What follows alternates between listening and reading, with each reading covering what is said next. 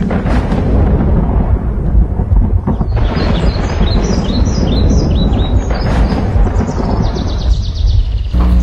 عليكم ورحمة الله وبركاته.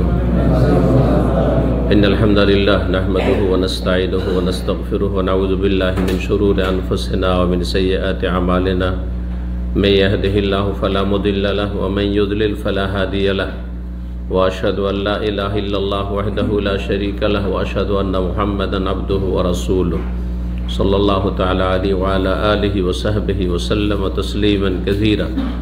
أما بعد، أعوذ بالله من الشيطان الرجيم.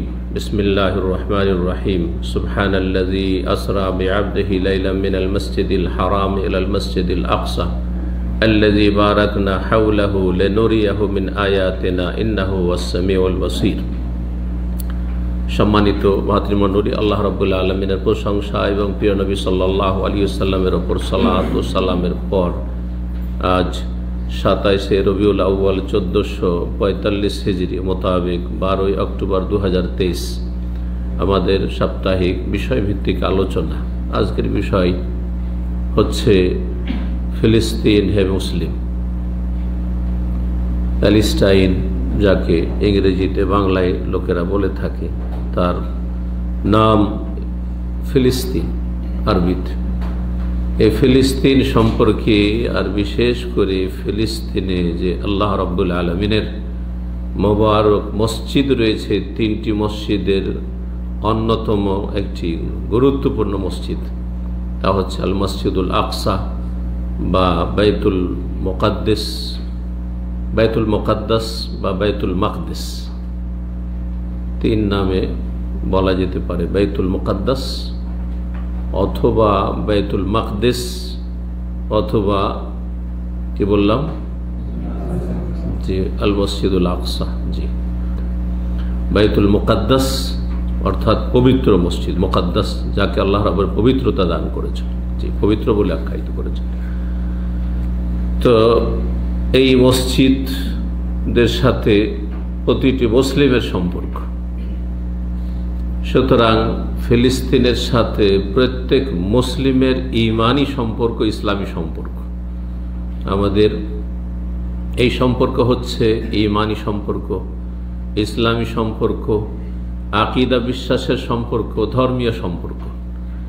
এই ফিলিস্তিন শুধু ফিলিস্তিনের অধিবাসীদের জন্য নয় বা তাদের অধিকার নয়, ফিলিস্তিন শুধু আরবদের অধিকার নয় যে সেখানকার বসবাসকারীদের মাতৃভাষা আরবি, সেই জন্য না, এরকম জাতীয়তাবাদের স্থান ইসলামের নেই। ফিলিস্তিনে প্রতিটি মুসলিমের সমান অধিকার রয়েছে এবং এটি হচ্ছে মুসলিমদের কোনো কাফের বিজাতির নয়। ফিলিস্তিন এমন একটি জায়গা যেটি মুসলিম বিশ্বের হার্টের মতো, হৃদয়ের মতো। ফিলিস্তিন সম্পর্কে আজকে আপনাদের সামনে অল্প সময়ে 20টি পয়েন্ট আমার সামনে আছে। একটি পয়েন্টকে যদি আমি 3 মিনিট করে দিই তাহলে 1 ঘন্টা লাগবে। সুতরাং এই ক্ষেত্রে ভূমিকা না বাড়িয়ে ফিলিস্তিন সম্পর্কে এই পয়েন্টগুলো আপনাদের সামনে পেশ করি, যেগুলি সম্পর্কে অধিকাংশ মুসলিমরা জানেন না। যেটা জেনে নেওয়া আপনার ইমানি ইসলামী একটি গুরুত্বপূর্ণ কাজ, এই সম্পর্কে আপনার জ্ঞান অর্জন করা। যদি জ্ঞান না থাকে তাহলে ফিলিস্তিনের যে সমস্যা সেটা তাদের সমস্যা, সেটা ভূমি নিয়ে সমস্যা। হ্যাঁ, সেটা হচ্ছে দুনিয়ার পার্থিব হয়তো দ্বন্দ্ব, লড়াই। জি, যেমন অনেকে মনে করে থাকে, যদি আমাদের বড়রাই না জানে সে সম্পর্কে তাহলে আমাদের কচিকাঁচা, আমাদের আগামী প্রজন্ম ছেলেমেয়েরা কি বা জানবে। সুতরাং আপনারা জানুন এবং প্রত্যেক মুসলিম নিজ নিজ ছেলে মেয়েদেরকে এই শিক্ষা দিন, এই বিষয়গুলি, যে বিষয়গুলি নিয়ে আজকে আমি আলোচনা করব। আল্লাহ রাব্বুল আলামিন যেন আমাদেরকে এই বিষয়গুলি জেনে নিয়ে সে অনুযায়ী আমল করার তৌফিক দান করেন এবং সত্যিকারের বিজয় কোন পথে হাসিল হবে সেই বিষয়গুলি জেনে নিয়ে সত্যিকারের আল্লাহ রাব্বুল আলামিনের বিজয় হাসিলের জন্য নিজেদেরকে সচেষ্ট হওয়ার তৌফিক দান করুন। বিজয় শুধু মনের কামনা বাসনায় আসে না, বিজয় শুধু এ মিছিল বিক্ষোভ আন্দোলন করে আসে না। এসব পশ্চিমা কাফেররা আমাদেরকে শিখিয়েছে। বিজয় আসার জন্য যেসব শর্তগুলি রয়েছে ইনশাআল্লাহ তাআলা আগামী আলোচনাগুলিতে সে সম্পর্কে আলোচনা করব। সেগুলি সম্পর্কে অধিকাংশ মুসলিম উদাসীন, বরং তাদেরকে যদি বলা হয় তো ওইসবের ধারে কাছে নেই, ওইসবের ধারে না। বিজয় চাও কিন্তু বিজয়ের পথে চলতে চাও না। এ হচ্ছে মুসলিমদের বর্তমান অবস্থা। আল্লাহ রব্বুল সঠিক বুঝ দান করুন, সংশোধনের তৌফিক দান করুন। বাইতুল মুকাদ্দাস বা ফিলিস্তিন মুসলিমদের হাতে এসেছে। তার আগে রোমানদের দখলে ছিল, ইসলামের পূর্বে রোমানদের দখলে ছিল। রোমানদের যে পৃথিবীর মধ্যে দুটো আপনার পরাশক্তি সেই যুগের ছিল, তার একটি হচ্ছে রোমান শক্তি, আর একটি হচ্ছে পারস্য ইরানি শক্তি। জি, দুটোই বিজয় লাভ করেছেন মুসলিম জাতি বা মুসলিমগণ, সাহাবায়ে কেরামগণ, উমারে ফারুক রাদিয়াল্লাহু তাআলা আনহু, খলিফায়ে রাশেদের আমলে। তো এই ফিলিস্তিনে বা শাম দেশে, বৃহৎ শাম, যেই শাম কয়েক ভাগে আজকাল বিভক্ত হয়েছে, ছোট ছোট দেশ হয়ে। শাম দেশের একটি অংশ হচ্ছে সিরিয়া, আর একটি অংশ হচ্ছে জর্ডন, আর একটি অংশ হচ্ছে লেবানন, আর একটি অংশ হচ্ছে প্যালেস্টাইন, যার একটি অংশের নাম ইহুদিরা। তাদেরকে যে সব কাফের শক্তি রয়েছে সেসব কাফের শক্তিদের পৃষ্ঠপোষকে বরং তাদেরকে দিয়ে দেওয়া হয়েছে। তাদের কোনো অস্তিত্ব ছিল না, যাদের ওপর আল্লাহ রাব্বুল লাঞ্ছনা, জিল্লত, দুর্গতি অবধারিত করেছেন। জরিবাত আলাইহিম জিল্লাতু ওয়াল মাসকানা আইনামা সুকিফু। আল্লাহ বলছেন যেখানেই থাক না কেন ইহুদি জাতি, তাদের ওপর লাঞ্ছনা এবং তাদের ওপর দুর্ভোগ আর কষ্ট, এটি আল্লাহর পক্ষ থেকে চাপিয়ে দেওয়া হয়েছে। কিন্তু ইল্লা বিহাবলি মিনাল্লাহ আও হাবলি মিনান নাস, হয় আল্লাহ রাব্বুল আলামিনের সাহায্য নেমে আসবে যদি তারা তওবা করে ফিরে আসে, ঈমান নিয়ে আসে আল্লাহর তাওহীদের ওপর, শেষ রাসূল মুহাম্মদ সাল্লাল্লাহু আলাইহি সাল্লামের ওপর, ওইভাবে যেইভাবে সমস্ত নবী রাসূলগণের প্রতি ঈমান আল্লাহ ফরজ করেছেন। জি, আও হাবলি মিনান নাস, অথবা মানুষের পৃষ্ঠপোষক কোথায়? মানুষের পৃষ্ঠপোষক কোথায়? তো মানুষের কাফের শক্তির পৃষ্ঠপোষক কোথায়? এই ইহুদি লাঞ্ছিত শক্তি এই মুসলিমদের হার্টের ওপর বসে রয়েছে। আপনার বুকের ওপর, আপনার কলিজার ওপর কেউ যদি বসে থাকে তো আপনার অবস্থাটা কেমন হবে? ঠিক মুসলিম জাতির অবস্থা ঠিক ওই রকমই বর্তমান অবস্থায়, যেখানে ফিলিস্তিন দখল করে আছে এই জালেম, কাফির, লাঞ্ছিত এই ইহুদি শক্তি। জি, উমারে ফারুক রাদিয়াল্লাহু তাআলা আনহুর জামানায় শাম দেশে জিহাদ শুরু হয় 15 হিজরি শাওয়াল মাসে মোতাবেক নভেম্বর 636 ঈসাই। নেতৃত্বে ছিলেন প্রধান হিসাবে আবু ওবায়দা ইবনুল জাররাহ রাদিয়াল্লাহু তাআলা আনহু, আশরা মুবাশশারার অন্যতম। জি, এবং সেই জিহাদ চলতে থাকে এই ইসলামের বিজয়ের 16 হিজরি, 15 হিজরি শাওয়াল থেকে শুরু করে রবিউল আউয়াল মাস 16 হিজরি মোতাবেক 637 ঈসাই এপ্রিল মাস পর্যন্ত। কয় মাস হলো তাহলে? শাওয়াল থেকে শুরু করে রবিউল আউয়াল, শাওয়াল, জিলকাদা, জিলহিজ্জা, এদিকে 3 মাস, আর এইদিকে হচ্ছে 3 মাস, প্রায় 6 মাস ধরে। তারপরে আল্লাহ রাব্বুল আলামিনের পক্ষ থেকে সাহায্য নেমে আসে, বিজয় লাভ করেন মুসলিমরা। আর তারপর উমার ফারুক রাদিয়াল্লাহু তাআলা সেখানে সশরীরে উপস্থিত হয়ে তাদের সাথে, কাফেরদের সাথে চুক্তি নামা স্বাক্ষর করেন। এই ছিল একটি বিষয়। দ্বিতীয় বিষয় যেটি বলবো, আর তার আগে একটি কথা, সেটি হচ্ছে যে ফিলিস্তিন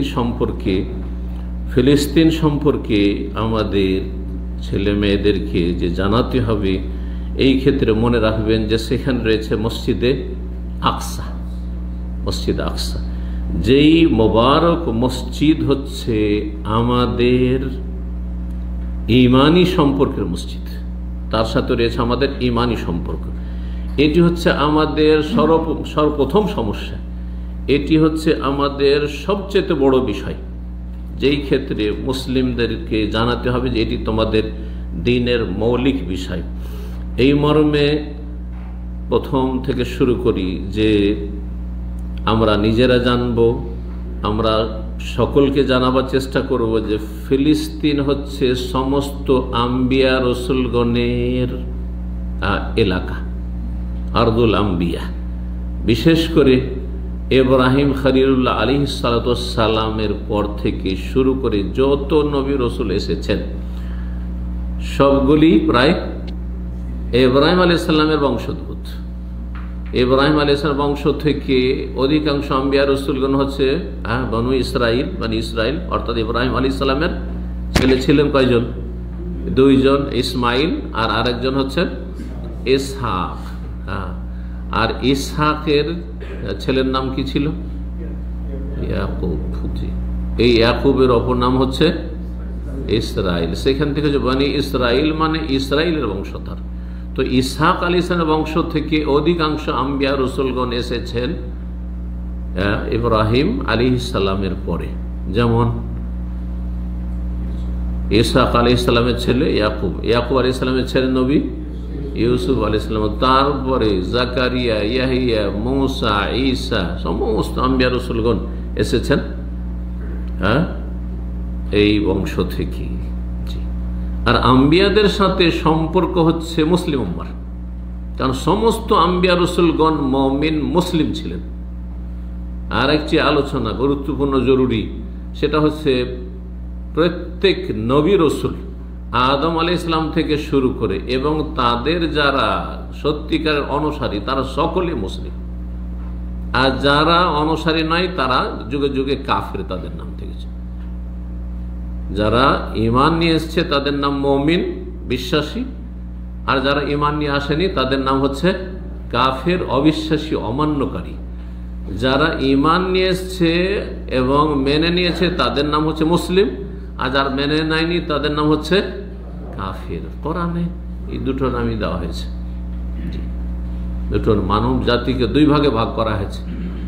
ঈমান নিয়ে এসে থাকে তো তাদের নাম হচ্ছে মুমিন মুসলিম, আর ঈমান যদি না নিয়ে এসে থাকে তাদের নাম হচ্ছে কাফের। জি, অমুসলিম আজকাল বলা হচ্ছে নরম করে। আজকাল অধিকাংশ মানুষ কাফের বলতে চায় না, মনে করে কাফের বলে একটা গাল হয়ে গেল, এটা কোরআনের ভাষা কাফের বলা। অমুসলিম বলাটা হচ্ছে তাদের সাথে কিছু ছাড় দেওয়া, যা আল্লাহ ছাড় দেননি, রাসূলুল্লাহ সাল্লাল্লাহু আলাইহি ওয়াসাল্লাম ছাড় দেননি। কোরআন কারিমে কোনো জায়গায় পাবেন না যে মুসলিম আর নন মুসলিম বলা হয়েছে। ভালো করে শুনে রাখেন এই কথাটি। জি, এই জন্য আজকালকার নতুন এটি পরিভাষা হচ্ছে অমুসলিম। জি, কাফের, মুসলিম, বিশ্বাসী, অবিশ্বাসী, কাফের কোন গাল। আপনি বিশ্বাস করেন, মুমিন মুসলিম, আত্মসমর্পণ করেন, আল্লাহর সামনে আত্মসমর্পণ করলেন, আমার রব যিনি, মুসলিম। আপনি বিশ্বাস করেন আপনি মুমিন, অবিশ্বাসী আপনি কাফের, অমান্যকারী, অমান্য করছে আমি মানি না, কাফের। কাফের মানে অমান্যকারী, কোনো গাল নাই। ঠিক। ফিলিস্তিন হচ্ছে সমস্ত আম্বিয়া রসুলগণের দেশ। ইব্রাহিম আলাইহিস সালামের আসল বাড়ি ছিল কোথায়? ইরাকে। ইরাকে যখন বাবা সবচেয়ে বড় দুশ্মন, বংশের লোক দুশ্মন, মূর্তি পূজা করো না হলে বেঁচে থাকার অধিকার নাই, সেখান থেকে হিজরত করে কোথায় গিয়েছিলেন? এই ফিলিস্তিনে গিয়েছিলেন। ফিলিস্তিনে গিয়েছিলেন। তারপরে 3 নম্বর পয়েন্ট, লূত আলাইহিস সালামকে আল্লাহ রাব্বুল আলামিন যে তার আযাব থেকে রক্ষা করেছেন, আর তার জাতিকে যে সমগামী জাতি ছিল, নোংরা নিকৃষ্ট জাতি ছিল, অভিশপ্ত জাতি ছিল, আল্লাহর গজবপ্রাপ্ত জাতি ছিল, তাদেরকে কঠিন শাস্তি দিয়ে ধ্বংস করেছেন এই বদঅভ্যাসের কারণে। আর তার ওপর কুফরি, আল্লাহকে অমান্য করা, আল্লাহর দ্বীনকে অমান্য করা, নবীকে অস্বীকার করা কুফরির অপরাধ, তার সাথে এই নোংরামি সমকামিতার অপরাধে এমন ভাবে ধ্বংস করেছে, ওই জমিন গিয়ে আল্লাহ রাখেন, ধ্বংস করেছেন।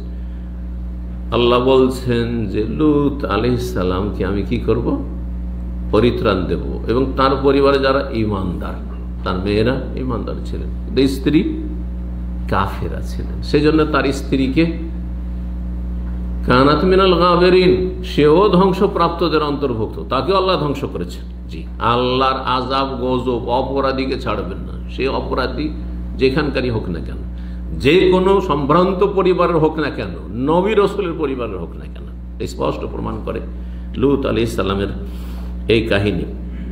লূত আলাইহিস সালাম সম্পর্কে আল্লাহ বলেছেন সূরা আম্বিয়ার ৮ নম্বর ৭১-এ যে ওয়ানাজ্জাইনাহু ওয়া লূতান, ইব্রাহিম আলাইহিস সালামকে এবং লূত আলাইহিস সালামকে যে আমি জালেম কাফেরদের থেকে মুক্ত করেছিলাম, নাজাত দিয়েছিলাম, এবং লূত আলাইহিস সালামকে যে আযাব গজব নাযিল হয়ে সেই এলাকায়, সাদ্দুম এলাকায়, তার জাতির এলাকায় সে আযাব থেকে রক্ষা করেছিলাম, কোথায় তাকে পৌঁছে দিয়ে ইলাল আরদিল্লাতি বারাকনা ফিহা, সেই ভূমিতে তাকে পৌঁছে দিয়ে বা হিজরত করার নির্দেশ দিয়ে যাতে আমি বরকত নিহিত রেখেছি, বরকত রেখেছি। সেটি ছিল ফিলিস্তিন। জি। ৪ নম্বর বিষয় হচ্ছে দাউদ আলাইহিস সালাম। জি, দাউদ আলাইহিস সালাম, তার দেশ ছিল ফিলিস্তিন। জি, এবং তিনি তার মেহরাব যেখানে বিশেষ ইবাদত বন্দী করতেন সেটি ছিল ফিলিস্তিনে। ৫ নম্বর বিষয় সুলাইমান আলাইহিস সালাম, যে সেই যুগের পৃথিবীর রাজত্ব মালিক ছিলেন তিনি, এবং শুধু মানুষের উপর তার রাজত্ব ছিল না, তার রাজত্ব ছিল পশু পাখির ওপর, এবং জিনরা তার অধীনস্থ ছিল। তার রাজধানী ছিল ফিলিস্তিন। তিনি রাজত্ব করেছেন পৃথিবীর কোত্থেকে? ফিলিস্তিন থেকে। এবং এই সুলাইমান আলাইহিস সালাম সম্পর্কে সূরা নামলে যে কাহিনী বর্ণনা করা হয়েছে তাতে রয়েছে হুদহুদের কাহিনী, আর রয়েছে তাতে সেই পিপিলিকার কাহিনী। জি, একবার সুলাইমান আলাইহিস সালাম যাচ্ছেন, হ্যাঁ, তার সেনাবাহিনী সবকে সাথী সঙ্গীদেরকে নিয়ে, আর সামনে রয়েছে পিপিলিকার বাসা, পিপিলিকার বাসা। তখন একটি পিপিলিকা কথা বলছে, আমাদের সামনে পিপিলিকা কথা বলছে, সতর্ক করছে জাতিকে, আমরা তো জানতে পারবো না যে কি করছে না করছে, কিন্তু সুলাইমান আলাইহিস সালাম ভাষা বুঝতেন। জি, এই পিপিলিকা কি বলছে? ইয়া আইয়ুহান নামলু, হে পিপিলিকার দল, একটি কালাত নামলাতুন, একটি পিঁপড়া বলছে, একটি পিপিলিকা বলছে ইয়া আইয়ুহান নামল, হে পিপিলিকার দল, উদখুলু মাসাকিনাকুম, তোমাদের গর্তে বাসায় ঢুকে পড়ো। মাসাকিনাকুম আপনারা বলছেন সাকান, আজকাল ভাষাকে বলা হচ্ছে।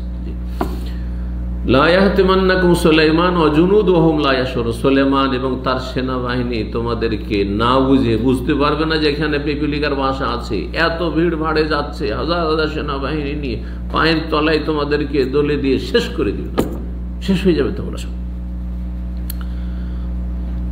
এই এলাকা হচ্ছে ফিলিস্তিনে, আসকালান নামক একটি শহর রয়েছে তার পাশে, ফিলিস্তিন এই জায়গা।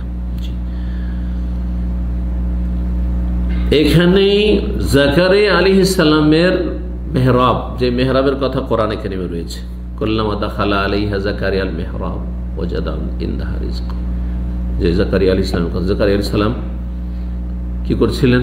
তিনি মেহরাবে ইবাদতবন্দি করছিলেন। তারপরে মারিয়াম আলাইহিস সালামের কথা যে ঘটনা রয়েছে, তো জাকারিয়া আলাইহিস সালাম মেহরাবে ইবাদতবন্দি করতেন, আর সেখানে দোয়া করেছেন, নিঃসন্তান ছিলেন, সন্তান জন্য দোয়া করেছেন, সেই মেহরাবের কথা কোরআনে কারিমে রয়েছে। সূরা আলে ইমরান আয়াত নম্বর 37-এ রয়েছে। মূসা আলাইহিস সালাম, মূসা আলাইহিস সালাম তার জাতি বনি ইসরাইল। মূসা আলাইহিস সালাম তো মূলত ফিলিস্তিনের লোক, পূর্বপুরুষ ফিলিস্তিনের, কিন্তু তিনি কোথায় তার বাল্য জীবন, আর কোথা থেকে তিনি হিজরত করে চলে আসলেন ফেরাউনের ধ্বংসের পর? কোত্থেকে? মেসর থেকে। তো মেসরে কি করে মূসা আলাইহিস সালাম পৌঁছলেন ফিলিস্তিন থেকে? ওই যে ইউসুফ আলাইহিস সালাম মিশরের রাজত্ব ক্ষমতা হাতে পেয়েছিলেন, ইউসুফ আলাইহিস সালাম চলে গেলেন, আর সেখানে সে বংশ বৃদ্ধি হইতে থাকে বনি ইসরাইলের। আর তারপরে মূসা আলাইহিস সালামের জামানা আসলো। জি, ফেরাউনকে কোন জ্যোতিষী বলল যে তোমার রাজত্বের পতন ঘটবে এই বনী ইসরায়েলদের একটি বালকের মাধ্যমে। সেই জন্য কত হাজার হাজার ছেলে সন্তানকে হত্যা করেছিল ফেরাউন। শেষ পর্যন্ত ফেরাউন ধ্বংস হইল। মূসা আলাইহিস সালাম সেখান থেকে বেরিয়ে আসলেন, আর তারপরে জাতিকে বললেন যে চলো, তোমরা তো আমার প্রতি ঈমান নিয়ে এসছো, নিজের বংশের লোকেরা, চলো তোমরা একটু হিম্মত করো, আমাদের পূর্বপুরুষের যে মোবারক ভূমি, বরকতপূর্ণ ভূমি রয়েছে, সেই ভূমিতে আমাদেরকে যেতে হবে, সেখানে গিয়ে আমাদেরকে বসবাস শুরু করতে হবে। কিন্তু সেখানে একটি জালেম এবং জবরদস্ত একটি শক্তিশালী জাতি সেখানে রাজত্ব করছে। এদের বিরুদ্ধে কেমন করে লড়াই করবো? আমরা যেতে পারবো না। কাপুরুষ এই জাতি ইসরায়েল, শুধু গাদ্দারি করেছে, খেয়ানত করেছে, নাফরমানি করতে থেকেছে। মাত্র 40 দিনের জন্য গেছেন, মূসা আলাইহিস সালাম তাওরাত নিতে, এরা বাছরের পূজা শুরু করে দিয়েছে। তো নবী মূসা আলাইহিস সালাম বেঁচে থাকতে যদি এরকম অবস্থা হয়, আর মূসা আলাইহিস সালামের জীবদ্দশা মূসা বলছেন চলো, আল্লাহ সাহায্য নেমে আসবে, জিহাদে চলো, বলছেন না যেতে পারবো না। মূসা ইযহাব আনতা ওয়া রাব্বুকা ফাকাতিলা, তুমি যাও, তোমার আল্লাহ যাক। নাউযুবিল্লাহ। ইযহাব আনতা ওয়া রাব্বুকা, তুমি আর তোমার রব যাও, আর তার লড়াই করো, পিছনে আমরা দেখছি। যখন দেখবে যে দেখবো আমরা যে বিজয়ী হয়ে গেছো তুমি, আর সেখান থেকে তাদেরকে তাড়িয়ে দিতে পেরেছো, তখন আমরা ঢুকবো।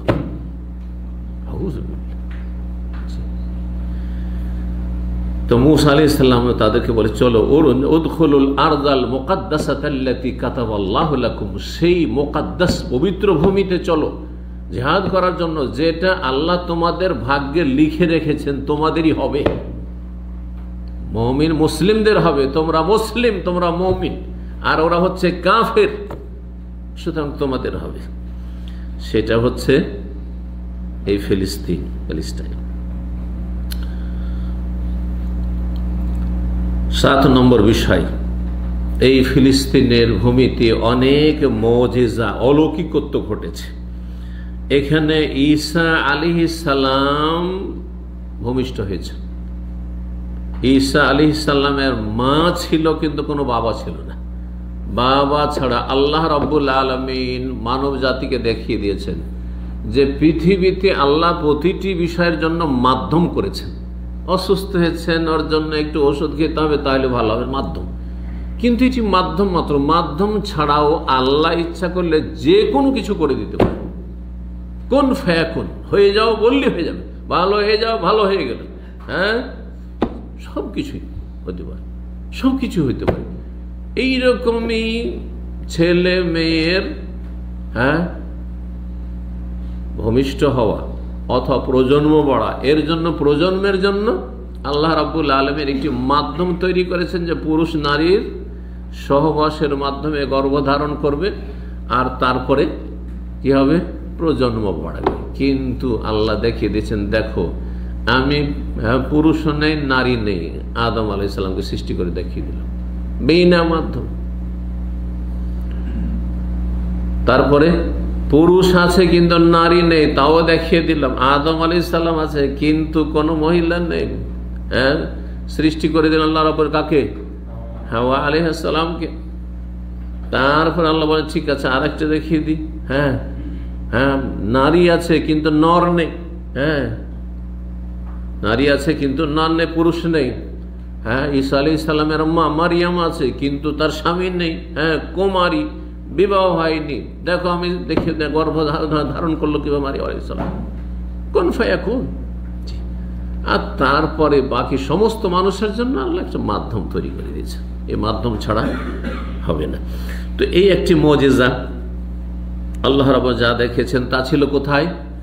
ফিলিস্তিনে ছিল। এই ফিলিস্তিন থেকে ঈসা আলাইহিস সালামকে আল্লাহ রাব্বুল আলামিন 7 আসমানে উঠিয়েছেন, তার কথা কোরআনে কারিমে বর্ণনা করা হয়েছে। কখন উঠিয়েছিলেন আল্লাহ রাব্বুল আলামিন, কেন উঠিয়েছিলেন? এই ইহুদিরাই ঈসা আলাইহিস সালামকে হত্যা করার জন্য ঘেরাও করেছিল যে আজকে শেষ করে দেব। আল্লাহ রাব্বুল আলামিন এই ইহুদিদের অনিষ্ট থেকে রক্ষা করেছে। ইহুদিরা বহু নবী রাসূলকে খুন করেছে, এমনকি ঈসা আলাইহিস সালামকে খুন করার জন্য তারা উঠে পড়ে লেগেছিল। আল্লাহ বলছেন ওমা কাতালুহু, এখনো খ্রিস্টান বিভ্রান্তদের ভ্রান্ত আকীদা যে ঈসা আলাইহিস সালামকে শুলে চড়ানো হয়েছে, তাই না? আর ঈসা আলাইহিস সালামকে শুলে চড়ানোর মাধ্যমে ঈশ্বর নিজের পুত্রকে শুলে চড়িয়ে দিয়ে খ্রিস্টান জাতির যত পাপ রয়েছে সমস্ত পাপের মোচনের ব্যবস্থা করে দিয়েছে। এই ভ্রান্ত বিশ্বাস হচ্ছে কাদের? আল্লাহ যদি ক্ষমাই করবেন খ্রিস্টানদেরকে, তো আল্লাহ এমনি ক্ষমার ঘোষণা করে দেন, নিজের পুত্রকে কুরবানি করে কেন? এটা ছোট বাচ্চাও বুঝবে। নিজের ঈশ্বর নিজের সন্তানকে আবার কোরবানি করিয়ে তারপর কার জন্য কোরবানি করবে? নিজের ছেলেকে কেউ জবাই করায়, নিজের ছেলেকে খুন করায়, আর তারপরে আমি জাতির কাফারা কেন? এমনি তো হবে না। আল্লাহ কি অক্ষম? চিন্তা করুন তো দেখি, যদি ঈসা আলাইহিস সালাম আল্লাহর পুত্র হয় তো এমনি আল্লাহ করতে পারতেন না ক্ষমার ঘোষণা যে খ্রিস্টান সব মাফ, 7 খুন সব মাফ? কত ভ্রান্ত বিশ্বাস। আল্লাহর খণ্ডনে সূরা আলে ইমরান বলেছে ওমা কাতালুহু ওমা সালাবুহু, তারা হত্যাও করেনি, খুনও করতে পারেনি ইহুদিরা। ওমা সালাবুহু, তারা শুলেও চড়াতে পারেনি। ওয়ালাকিন শুব্বিহা লাহুম, তাদের বুঝতে ভুল হয়েছে, আসলে অন্য লোককে খুন করেছে, অন্য লোককে খুন করেছে। তাদের নিজেদের লোককে যে প্রথম খুন করার জন্য তাকে খুন করেছে, তাকে ঈসা আলাইহিস সালামের রূপ দিয়ে দেওয়া হয়েছে। বরং আল্লাহ কি করেছেন, তাকে তার কাছে চতুর্থ আসমানে উঠিয়ে নিয়েছেন। 8 নম্বর বিষয়, মারিয়াম আলাইহিস সালাম যখন গর্ভধারণ করলেন, তারপরে যখন পূর্ণতা লাভ করলো, এখন বাচ্চা ভূমিষ্ঠ হবে, সেই সময় এক সময় এই মারিয়াম আলাইহিস সালাম যখন তার কক্ষে বন্ধ ছিলেন, তার কাছে গায়েব থেকে আনসিজন ফলমূল আসতো, আনসিজন ফলমূল আসতো। সেই মারিয়াম আলাইহিস সালাম পেটে যখন গর্ভধারণ করলেন, তখন আল্লাহ রাব্বুল আলামিন আনসিজন ফলমূল দিতে পারতেন না, দিতে সক্ষম, কিন্তু কেন দিলেন না? এখন বাচ্চা হয়েছে, একেবারে ক্ষীণ অবস্থায়, অসুস্থ অবস্থায়, রুগ্ন হয়ে, প্রচন্ড খিদা লেগেছে, এই অবস্থায় আল্লাহ বলছেন ওয়াহুজ্জি ইলাইকা বিজিযইন নাখলা, তোমাকে খিদা লেগেছে প্রচন্ড, আর তোমার খাবার প্রয়োজন, এই যে খেজুর গাছে খেজুর আছে, খেজুর গাছটাকে নাড়া দাও, ঝাঁকানি দাও, তো সাকিত আলাইকা রতাবান জানিয়া, তাহলে রতাব তাজা তাজা খেজুর ওপর থেকে পড়বে, ওইটা কুড়িয়ে খাও। যে আল্লাহ ওখানে এমনিতে খেতে দিচ্ছেন, ওইটা আল্লাহ এখানে কেন করলেন না? তাফসীরকাররা বলেছেন যে ওই সময় যখন গায়েব থেকে এমনিতেই খাবার আসছিল, তখন মারিয়াম আলাইহিস সালামের ভালোবাসা মহব্বত শুধুমাত্র আল্লাহর সাথে ছিল, শুধুমাত্র আল্লাহর সাথে ছিল। কিন্তু এখন বাচ্চা যখন ভূমিষ্ঠ হয়েছে, তখন বাচ্চার ভালোবাসা তো বুঝতে পারেন, ছেলে মেয়েদের ভালোবাসা, তো এইখানে বাচ্চা একটা বড় অংশ পেয়ে গেছে ভালোবাসার। আল্লাহ বলছে ঠিক আছে, এখন একটু খেটে খাও, ঝাঁকানি দাও, আর তারপর ওপর থেকে পড়বে, তখন কুড়িয়ে খাও। তো এই ঘটনা কোথাও ঘটেছে? ফিলিস্তিনে ঘটেছে। জি। 9 নম্বর বিষয়, শেষ জামানে যখন কিয়ামত কাছে আসবে, ঈসা আলাইহিস সালাম আসমান থেকে নেমে আসবেন সাদা মেনারার পাশে, সহিহ মুসলিমের 5228 নম্বর হাদিস, এবং সেখানে এসে দাজ্জালকে তিনি হত্যা করবেন, সেটি ফিলিস্তিনে, সেটি প্যালেস্টাইনে। 10 নম্বর বিষয়, আবু দাউদ, নাসাই, তিরমিজি, ইবনে মাজাহ রয়েছে, মুসনাদ আহমদে রয়েছে যে এই ফিলিস্তিন বা শাম দেশ হচ্ছে আরদুল মাহশার ওয়াল মানশার, এটি হচ্ছে হাসর, এখানে মানুষের হাসর হবে। সেই হাসর নিয়ে ওলামাদের ইখতিলাফ রয়েছে, সেটা পৃথিবীর পার্থিব হাসর নাকি পরকালের আখিরাতের হাসর। গবেষকরা বলেছেন এটা পৃথিবীর হাসর, দুনিয়া ধ্বংস হওয়ার আগে, যখন পৃথিবী ফিতনায় ভর্তি হয়ে যাবে, তখন পৃথিবীর মধ্যে ফিতনামুক্ত ভূমি শাম দেশ থেকে যাবে। নবী সাল্লাল্লাহু আলাইহি সাল্লাম ভবিষ্যৎবাণী করেছেন এবং নবী সাল্লাল্লাহু আলাইহি সাল্লাম সাহাবায়ে কেরামদের যারা উপদেশ চেয়েছেন যে কোন জায়গায় আমরা গিয়ে আশ্রয় নেব, বলেছেন আলাইকুম বিআরদিশ শাম, শাম দেশে তোমরা আশ্রয় নিও। তো এই শাম দেশ ফিলিস্তিন। জি, 11 নম্বর বিষয়, ইয়াজুজ মাজুজ শেষ জামানে যখন বড় কিয়ামতের যে একটি লক্ষণ, তারা যখন সারা পৃথিবীতে বিপর্যয় সৃষ্টি করবে, বিশৃঙ্খল অশান্তি সৃষ্টি করবে, ফিতনা ফাসাদ সৃষ্টি করবে, তাদেরকেও ধ্বংস করা হবে এই ফিলিস্তিনে। এখানে এছাড়াও বহু ঘটনা ঘটেছে, তার মধ্যে তালুত জালুতের যে লড়াই যুদ্ধের ঘটনা সূরা বাকার রয়েছে, তাও ফিলিস্তিনে হয়েছে।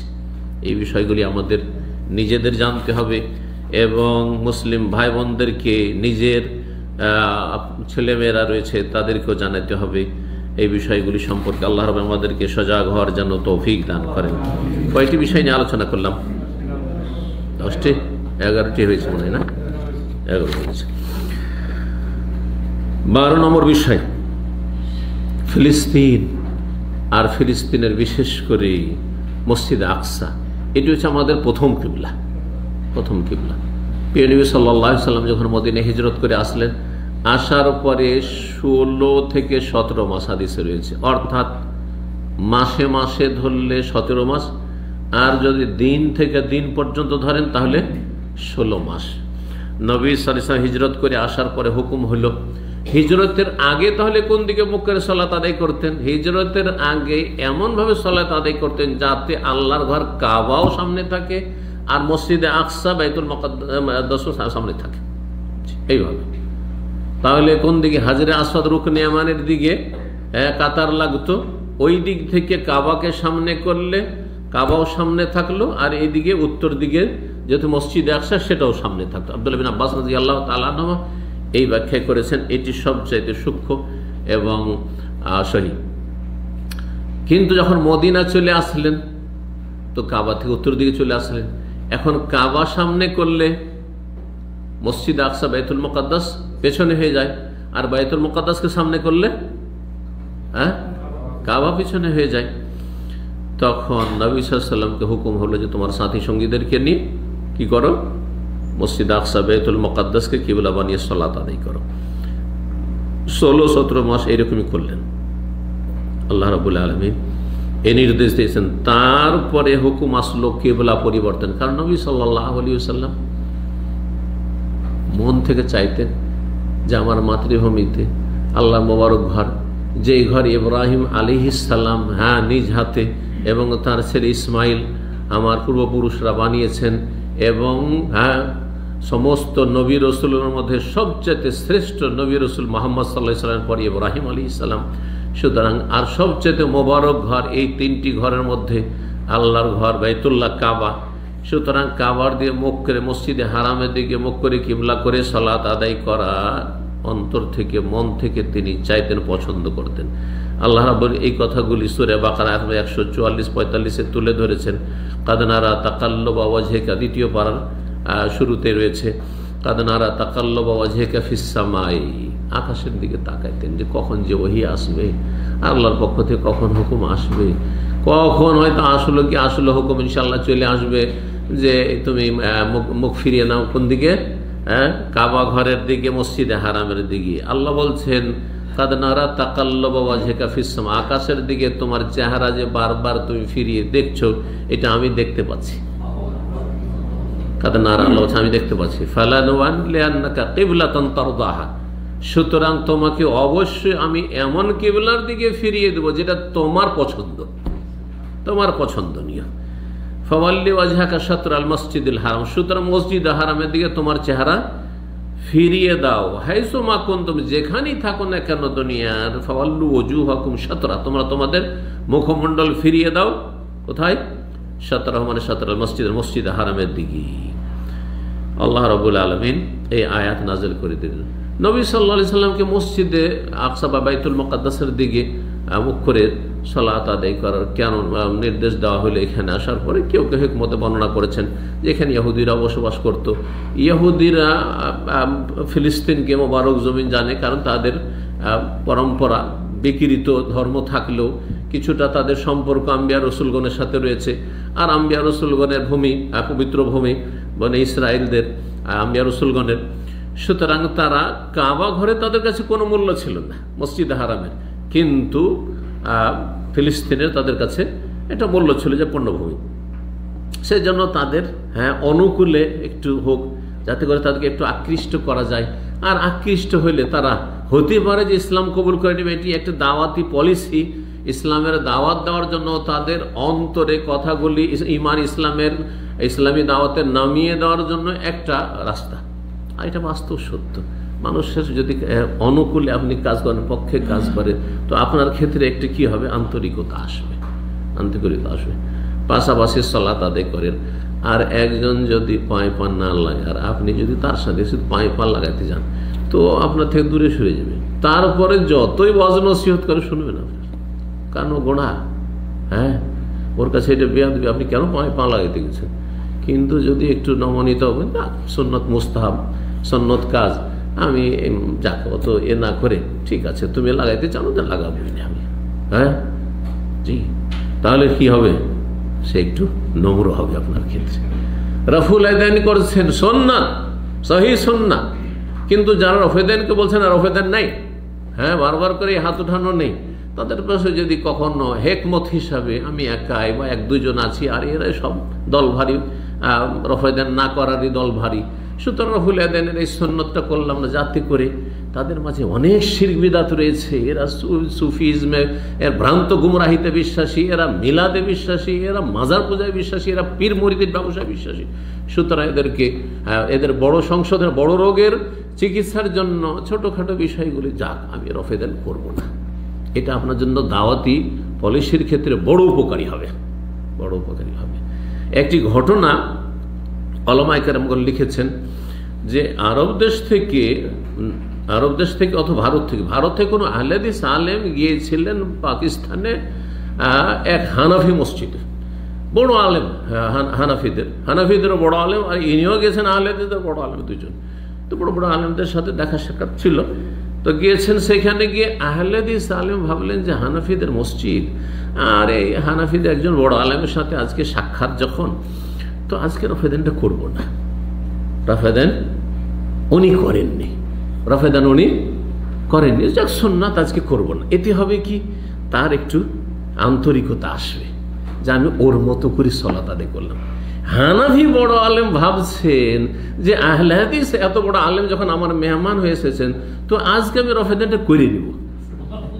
তো হয়েছে কি, ভাগ্যচক্রে হানাফি আলেম বারবার রফেদান করছে, আর এই আহলে হাদিস আলেম রফেদান করছেন না। জি হ্যাঁ, রফেদান করছেন না। পরে তাদেরকে জিজ্ঞাসা করা হলো যে কি ব্যাপার সেবার, এই তো ব্যাপার সব উল্টো হয়ে গেল। সত্য ঘটনা এটা, কিন্তু জি বেশ কিছু কিতাবে আমি এই বিষয়ে ঘটনাটি পড়েছি, নাম সহ তাদের নামগুলো চলে যাচ্ছে, অনেক আগের পড়া। তো আহলে হাদিস আলেম বললেন যে আমি আসলে রফেদান এই জন্য করলাম যে চলো আপনাদের হানাফি মসজিদে এসেছি, তো আপনাদের মতো করেই পড়ে দিই, একটা সুন্নতি তো, যাক আপনাদের মতো পড়ি। আপনি কেন রফেদান করলেন? তো আমি এই জন্য রফেদান করলাম যে আপনার এহতেরাম সম্মানিত, আপনি আমার মেহমান, তো মেহমানের সম্মানার্থে চিন্তা করলাম যে আজকে আপনার মতো করে সালাত আদায় করি। দেখছেন না? জি জি, এই জন্য এই চরম পন্থা অবলম্বন করবেন না। দেখবেন যে আমার গ্রামের লোকেরা কি ধরনের রোগ আছে, বড় বড় রোগ আছে, মাজারে যায়, এ পীরের মুরিদ হয়, এরা তাবিজ বাঁধে, এরা দিন সম্পর্কে কোনো কিছু জানে না, সুন্নাত বুঝে না, বিদআত বুঝে না, বাপ দাদার ধর্ম বুঝে, কথা বোঝা গেছে। আর তাদের কাছে গিয়ে এক দুইজন গিয়ে রফাই দেন, প্রথম দিনই রফাই দেন, তাহলে আপনার দাওয়াতকে ছুঁড়ে ফেলে দেবে, কোনোটাই কবুল করবে না, আপনার কোনোটাই কবুল করবে না। জি, সেদিকে যাচ্ছেন না। এই হেকমতগুলি আমি এক সময় অবলম্বন করেছি, নতুন যখন এই দামামে 26-25 বছর আগে এসেছি, তখন শুধু চেনার জন্য এ হুজুর আমাদের না অন্যদের গিয়েছি, কোনো প্রশ্ন নাই, শুধু প্রশ্ন হুজুর এমামা ক্যাম্পে গেছি, জামেলে গিয়েছি, এগুলো পুরাতন ক্যাম্প। হুজুর মিলাদ করা যাবে? জি।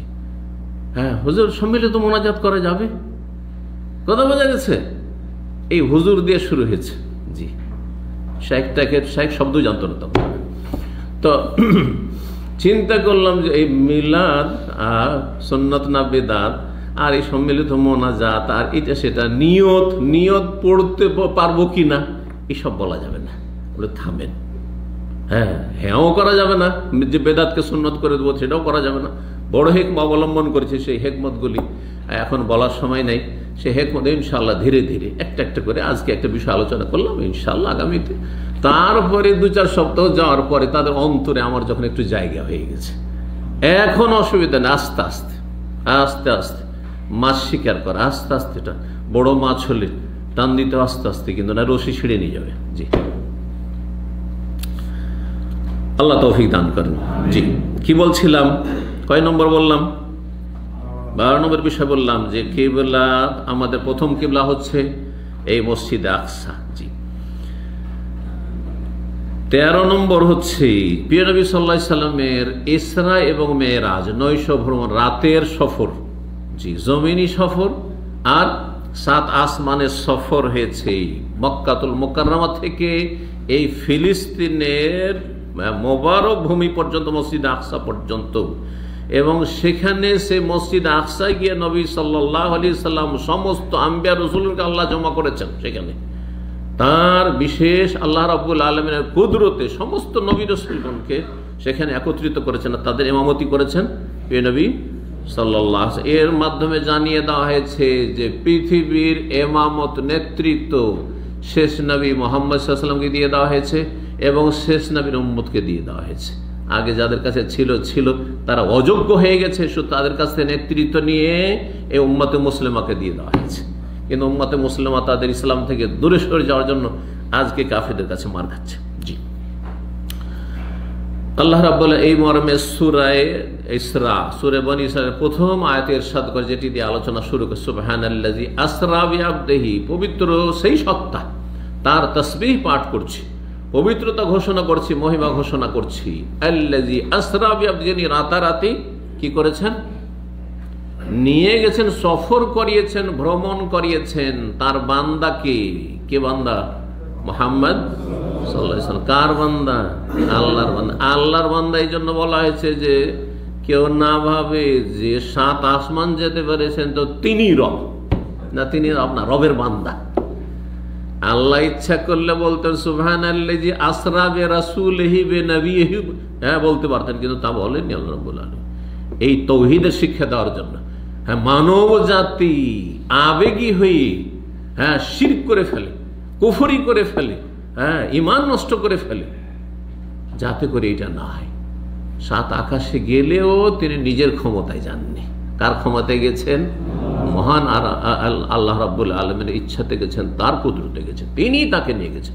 আসরা নিয়ে গেছেন, তিনি নিজে যাননি, রাতারাতি ভ্রমণ করিয়েছেন। আল্লাহ বলছেন তার বান্দাকে, তিনি যতই বড় নবী রসুল হন না কেন, আল্লাহর গোলাম তিনি। তবে তিনি আল্লাহর গোলাম, আল্লাহর বিশিষ্ট গোলাম, সবচেয়ে শ্রেষ্ঠ গোলাম। জি, আপনিও কারো বাড়ির হাউস ড্রাইভার আর রাজার বাড়িরও হাউস ড্রাইভার, দুজনে পার্থক্য আছে না নেই? কত পার্থক্য আছে তো বুঝতে পারছেন যে রাজার গাড়ি চালায়, রাজ প্যালেসের গাড়ি চালায়, আর আপনি গরিবের ফুটপাতের গাড়ি চালাচ্ছেন, আপনি দুটোতে পার্থক্য রয়েছে। জি, কোথা থেকে? মিনাল মসজিদুল হারাম, আল্লাহ বলছেন মসজিদে হারাম থেকে রাতারাতি সফর করিয়েছেন। কোথা পর্যন্ত? ইলাল মসজিদুল আকসা, জমিনি সফর ছিল মসজিদে আকসা পর্যন্ত। আল্লাযী বারাকনা হাওলাহু, যার চারপাশে আমি বরকত নিহিত রেখেছি। লিনুরিয়াহু মিন আয়াতিনা, যাতে করে তাকে বহু আল্লাহর কুদরতের বিষয়, কুদরতের যে বহিঃপ্রকাশ নিদর্শনাবলী, সেগুলি দেখাবার জন্য নিয়ে গেছি। জি, তো এই মেরাজ যে সফর হয়েছিল বাইতুল মুকাদ্দাস হয়ে বা ফিলিস্তিন হয়ে।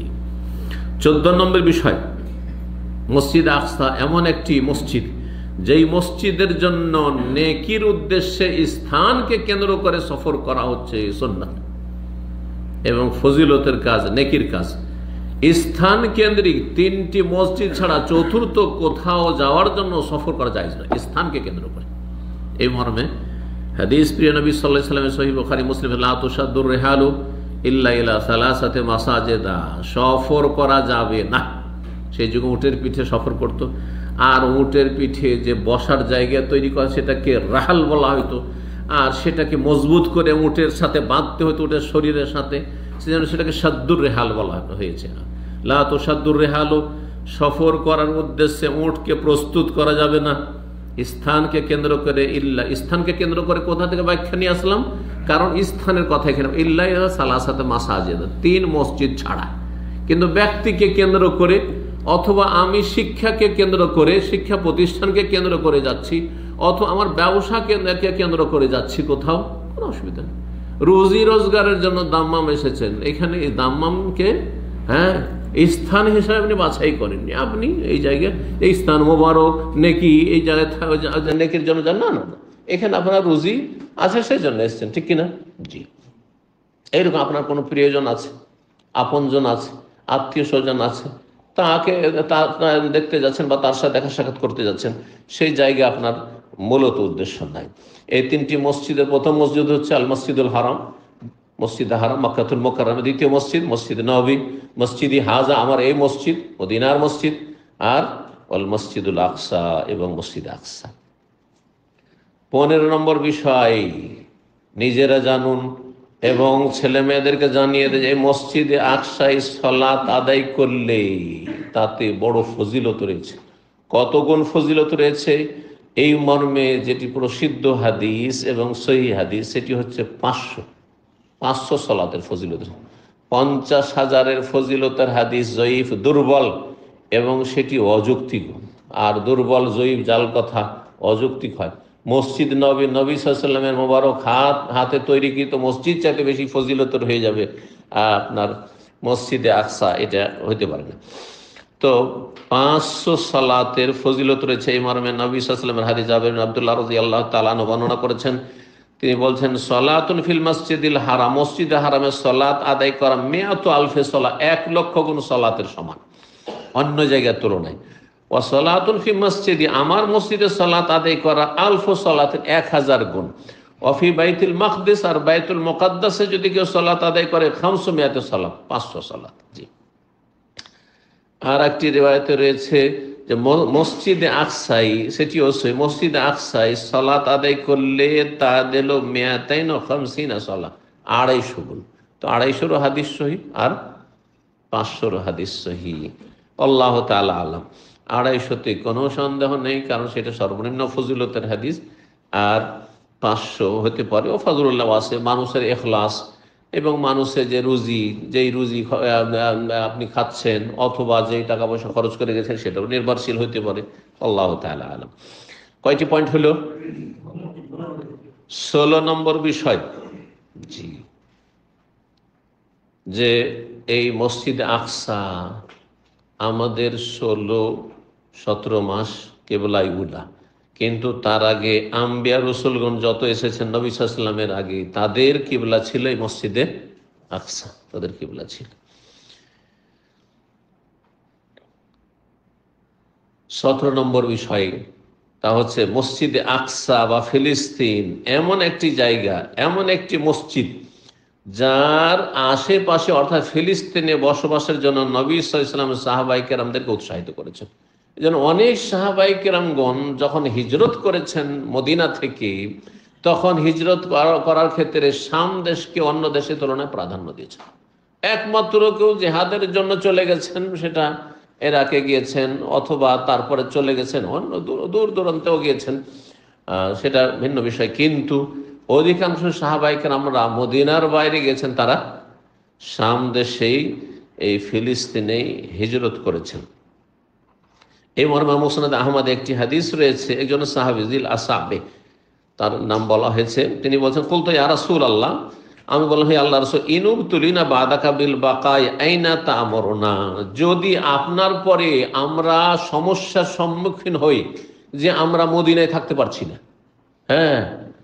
জাজিরায় আরব উপদ্বীপে থাকতে পারছি না, মক্কায় থাকতে পারছি না, তাহলে কোথায় যাওয়ার নির্দেশ বা উপদেশ দিচ্ছেন আপনি? তখন বললেন রাসূলুল্লাহ সাল্লাল্লাহু আলাইহি ওয়াসাল্লাম, আলাইকা বিবাইতুল মাকদিস, বাইতুল মুকাদ্দাস চলে যাবে। বাইতুল মুকাদ্দাস চলে যাবে। জি, বলছেন যে সেখানে চলে যাবে আর সেখানে গিয়ে আল্লাহ রাব্বুল আলামিনের ইবাদত বন্দি করবে। 8 নম্বর যে বিষয়টি বলবো সেটা হচ্ছে যে বাইতুল মুকাদ্দাস বা মসজিদে আকসা, বাইতুল মুকাদ্দাস বা বাইতুল মাকদেস আর মসজিদে আকসা কোনটি, এই নিয়ে আজকাল সোশ্যাল মিডিয়ায় কিন্তু এক রকমের ঝড় চলছে, তাই না?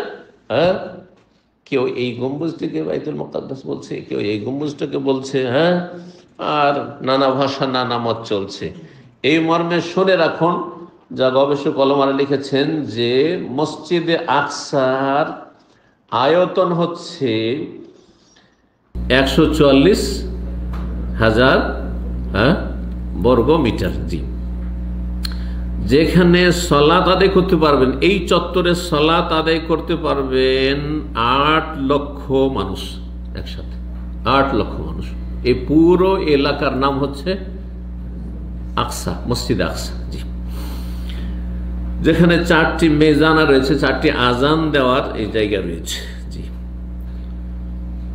19 নম্বর বিষয় আবার বলছি, শুরুতেও বলেছি আর সেটি আবার তাকিদের সাথে বলছি যে ফিলিস্তিনের বিষয়টি আর মসজিদ আকসার বিষয়, বাইতুল মুকাদ্দাসের যে বিষয়টি, এটি আমাদের মূল আকীদার বিষয়।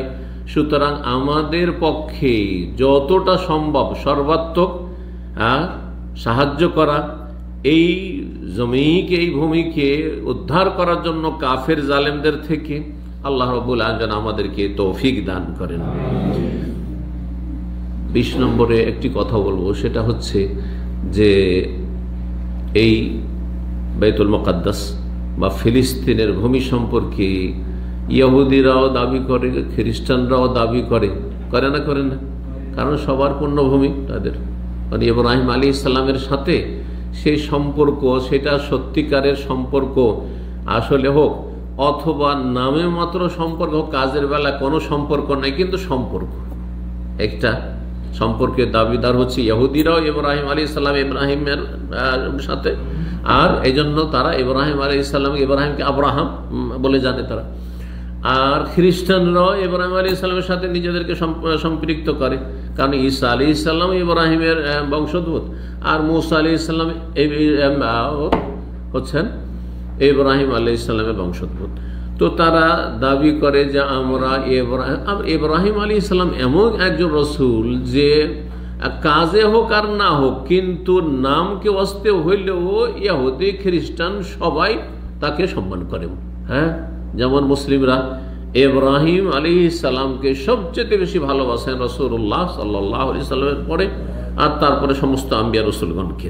লা নুফাররিকু বাইনা আহাদিন মির রাসূল, নবী রসুলগণের মাঝে কোনো পার্থক্য আমরা করি না। একমাত্র মুসলিম জাতি সমস্ত নবী রসুলগণ যাদের নাম আল্লাহ উল্লেখ করেছেন, নাম ধরে তাদের বিশ্বাস করে, ঈমান নিয়ে এসেছে, এবং মনে করে যে একজন নবীকে কেউ যদি অস্বীকার করে তাহলে সে কাফের হয়ে যাবে। মুহাম্মদ সাল্লাল্লাহু আলাইহি ওয়াসাল্লামের সবকিছুই মানলাম, কিন্তু আমি জাকারিয়া অথবা ইয়াহিয়া অথবা কোন একজন নবীকে অস্বীকার করে দিলাম, কেউ যদি বলে তাহলে সে কাফের, সে কাফের হয়ে যাবে। পক্ষান্তরে দেখুন ইহুদিরাকে, তারা মুসা আলাইহিস সালামকে মানার দাবিদার, কাজে মানে না, মানার দাবিদার, কারণ তার ধর্ম বিকৃত। কিন্তু ঈসা আলাইহিস সালামকে যার সন্তান বলে, ঈসা আলাইহিস সালামকে তারাই খুন করতে সর্বাত্মক চেষ্টা করেছে। আল্লাহ যদি রাখার তাকে খুন করে, এবং তাদের দাবি যে আমরা খুন করেছি। খ্রিস্টানরা মুসা আলাইহিস সালামের প্রতি বিশ্বাস রাখে, ঈসা আলাইহিস সালামের প্রতি বিশ্বাস রাখে, কিন্তু ঈসা আলাইহিস বিকৃত বিশ্বাস যে ঈসা আলাইহিস সালামকে আল্লাহর বান্দা থেকে আল্লাহর পুত্র বানিয়ে দিয়েছে। বাকি আসলে যখন মুহাম্মদ সাল্লাল্লাহু আলাইহি ওয়াসাল্লামের কথা, শেষ রাসূলের কথা বলছে, না না না না, ওকে মানে না, খ্রিস্টানরা মানে না। যেমন ইহুদিরাও মানে না নবী সাল্লাল্লাহু আলাইহি সাল্লামকে, তেমনি খ্রিস্টানরা মানে না, বরং বলে যে তিনি হচ্ছেন আরবদের নবী, আমাদের না, আরবদের নবী তিনি, আমাদের জন্য নাই। অথচ আল্লাহ রাব্বুল আলামিন কোরআনে কারিমে বেশ কয়েকটি আয়াত স্পষ্ট করে দিয়েছেন। এবং তার আগে যদি বলে যে কোরআনের প্রতি আমরা বিশ্বাসী নই, তার আগে তাওরাত ইনজিলে যেসব বাশারাত রয়েছে, ভবিষ্যৎবাণী রয়েছে, সেগুলিতে স্পষ্ট করে দিয়েছেন আম্বিয়া রাসূলগণ, মুসা আলাইহিস সালাম, ঈসা আলাইহিস সালাম। শুধু তাই না, যত নবী এসেছেন তার আগে সমস্ত নবী শেষ নবী মুহাম্মদ সাল্লাল্লাহু আলাইহি ওয়াসাল্লাম সম্পর্কে ভবিষ্যৎবাণী করেছেন। যেমন সূরা সফে রয়েছে, 28 পারায় আল্লাহ ইরশাদ করছেন, ঈসা আলাইহিস সালাম ওয়া মুবাশশিরাম বিরাসূলিন ইয়াতি মিন বাদি ইসমুহু মুহাম্মদ, যে আমার পরে একজন নবী আসবে, রসুল আসবেন, যার নাম হবে আহমদ। সুসংবাদ দেওয়ার উদ্দেশ্য কি? সেই নবী রসুল যখন আসবেন তার প্রতি তোমরা ঈমান নিয়ে আসবে। কিন্তু খ্রিস্টানরা অস্বীকার করেছে, ইহুদিরা অস্বীকার করেছে। তার সাথে সাথে যে বিষয়টি 20 নম্বরে বলল, তাদের দাবি যে ইব্রাহিম আলাইহিস সালাম, ইহুদিরা বলে ইব্রাহিম ইহুদি ছিলেন, আর খ্রিস্টানরা বলে যে ইব্রাহিম আলাইহিস সালাম কি ছিলেন? ইহুদি ছিলেন না খ্রিস্টান ছিলেন। ইহুদিরা বলে যে ইব্রাহিম আলাইহিস সালাম ইহুদি ছিলেন, আর খ্রিস্টানরা বলে যে ইব্রাহিম আলাইহিস সালাম খ্রিস্টান ছিলেন। তাদের খণ্ডনে আল্লাহ একাধিক আয়াত নাযিল করেছেন। তার মধ্যে সূরা আলে ইমরানের আয়াত 67 আল্লাহ ইরশাদ করেছেন, মা কানা ইব্রাহিম ইয়াহুদিয়া ওয়ালা নাসরানি। ইব্রাহিম আলাইহিস সালাম ইহুদিও ছিলেন না। হে ইহুদিরা, ইব্রাহিম আলাইহিস সালামের ইহুদি ধর্মের সাথে, ভ্রান্ত ধর্মের সাথে কোনো সম্পর্ক নেই।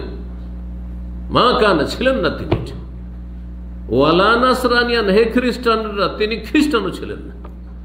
তাহলে ছিলেন কি? ওয়ালাকিন কান হানিফাম মুসলিমা, তিনি একনিষ্ঠ মুসলিম ছিলেন।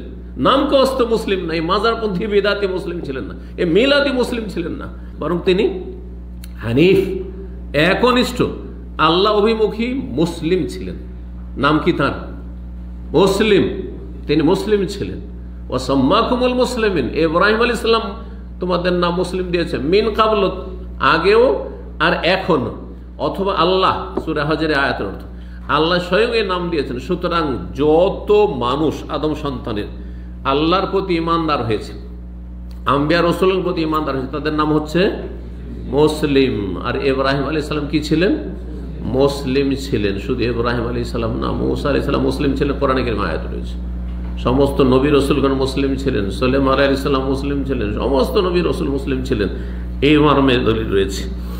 আর একটি আয়াত, আয়াত 65 আল্লাহ ইরশাদ করেছেন যে তোমরা কিভাবে, ইয়া আহলাল কিতাব, হে আহলে কিতাব ইহুদি খ্রিস্টান, লিমা তুহাজ্জুনা ফি ইব্রাহিম, ইব্রাহিমকে নিয়ে এত টানা পোড়া কেন, এত টানা হাসড়া কেন?